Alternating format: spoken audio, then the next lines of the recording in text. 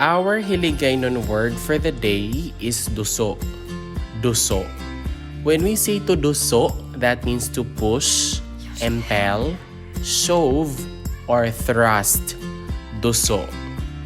Hindi mo ako pag iduso. Hindi mo ako pag iduso. That means don't push me. Hindi mo ako pag iduso. Nagadusoanay ang mga bata. Nagadusoanay ang mga bata. That means the children are pushing each other. Nagadusoanay ang mga bata. Gindusoan niya ako sang iya kamot. Gindusoan niya ako sang iya kamot. That means he or she pushed me with his or her hand.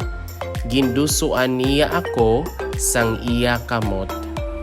Dusua ang ganhaan, agod madapat sing maayo. Or it can also be, iduso ang ganhaan, agod madapat sing maayo.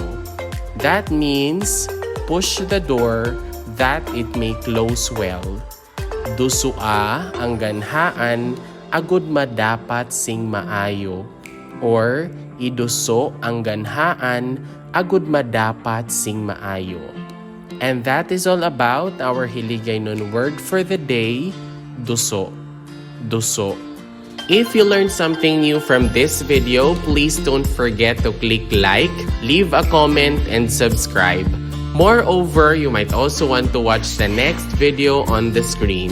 Maraming salamat, thank you for watching, and see you in the next video.